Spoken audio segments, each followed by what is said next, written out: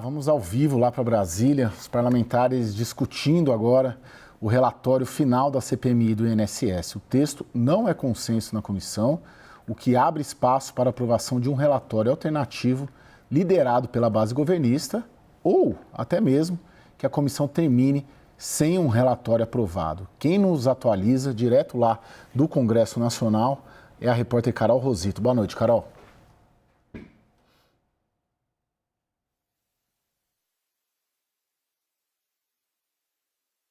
Trabalho dentro da comissão, após o Supremo Tribunal Federal rejeitar a prorrogação da CPMI do INSS, o relator, o deputado Alfredo Gaspar, leu seu parecer de quase 5.000 páginas por 8 horas. Foi uma longa leitura, claro, ele não conseguiu ler tudo, fez um resumo, mas fez questão de citar todos os nomes colocados ali com pedidos de indiciamento. Nesse momento, eles estão naquela fase dos parlamentares inscritos. Ao todo, 31 parlamentares se inscreveram para falar. Está falando o deputado Marcel Van Hatten. Eles estão intercalando, entre um parlamentar da oposição e outro de governo, para em seguida o presidente, senador Carlos Viana, dar início a essa votação. Durante a leitura do parecer, o relator apontou alguns nomes com pedidos de indiciamento, principalmente ali do filho do presidente Lula, o Lulinha, por ligação com o careca do INSS, a figura principal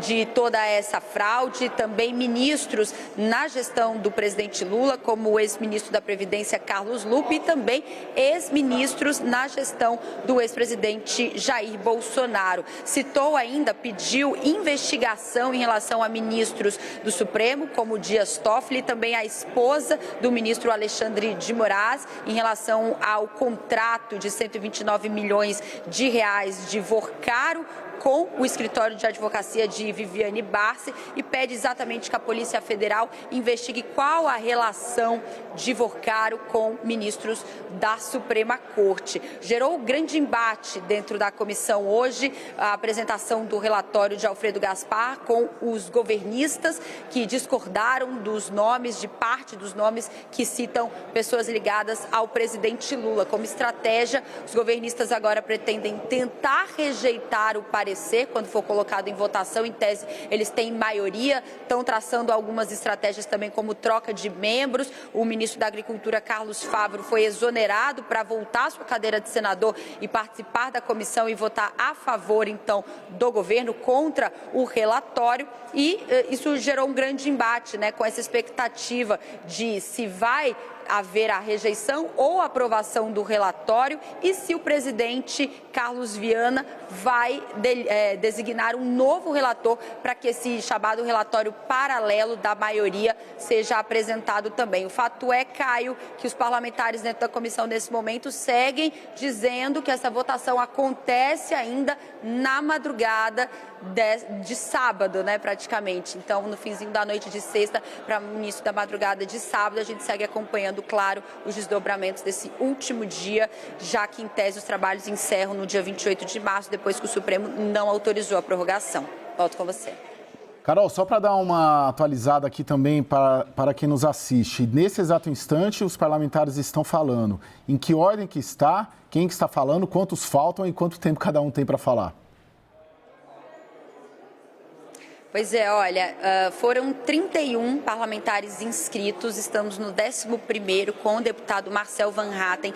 Cada parlamentar tem 10 minutos de fala. A gente tenta fazer aquela conta, de cabeça, aquela conta de padeiro, digamos assim, do tempo que isso pode levar, mais de 6 horas, mas durante o andamento o presidente Carlos Viana vai delimitando ali esse tempo. Uns parlamentares usam todo o tempo de 10 minutos, outros estão usando menos, então eles estão calculando que essa parte da fala, que isso faz parte do rito, depois da apresentação do relatório, os parlamentares têm esse direito de se manifestar, um contra e um a favor, é assim que funciona. Isso deve acabar ali, olha, lá por volta das 2, mais ou menos 2h30 da manhã, para então iniciar essa votação. Resta saber se eles vão ter fôlego de fato para seguir madrugada adentro, ou se o presidente Carlos Viana vai optar por encerrar, suspender a sessão e retomar no sábado, que teria em tese direito, já que o funcionamento é até o dia 28. Obrigado, Carol. Bom trabalho por aí. Emanuelton, claramente hoje tiveram 2 relatórios apresentados com 2 versões de 2 narrativas possíveis que certamente serão utilizados na campanha eleitoral. Deixa eu só colocar, Emanuelton, desculpa, a gente preparou aqui, o Filipe me alerta aqui, eu havia esquecido, a gente preparou algumas artes para entender o que apontam cada um dos relatórios que podem ser aprovados, né? Vamos começar pelo texto do Alfredo Gaspar, que é o relator da CPMI.